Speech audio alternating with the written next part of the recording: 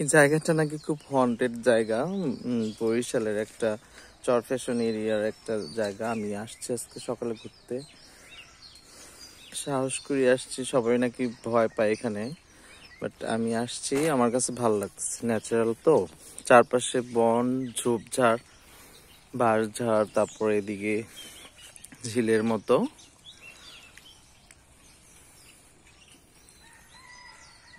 খুব সুন্দর।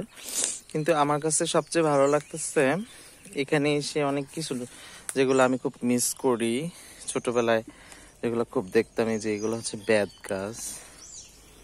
বেত গাছের কাটা খুবই আমার কাছে অনেক, মানে ছোটবেলা দেখতাম তো নানির বাড়িতে গেলে, এখন এখানে এসে পাইলাম। আর এই গাছটার সাথে তো আপনারা সবাই চিনেন এই গাছটা। এটা হচ্ছে সম্ভবত এই মোত্রা পাতা না কি পাতা জানি বলে, এটা দিয়ে পাটি, তারপরে বিভিন্ন রকম বেতের অনেক কিছু তৈরি করা হয়। ওইগুলা তৈরি করাতে এগুলা কাজে লাগে, এইটার ছাল দিয়ে। এই গাছটা খুবই একটা উপকারী গাছ। এটা প্রায় বিলুপ্তির পথে, আমাদের বাংলাদেশে পাওয়াই যায় না। তো এখানে সেটা পাইলাম এভেলেবেল। এখানে মনে হয় এই দিক থেকেই তৈরি হয়ে যায়, এইগুলা দিয়ে চা বানায়। এরকম নেচার আসলে আমার খুব ভালো লাগে, অলওয়েজ ভালো লাগে।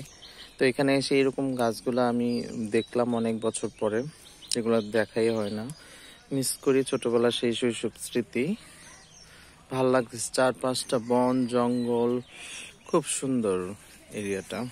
খুব, সবাই হন্টেড প্লেস বলে এটা নাকি।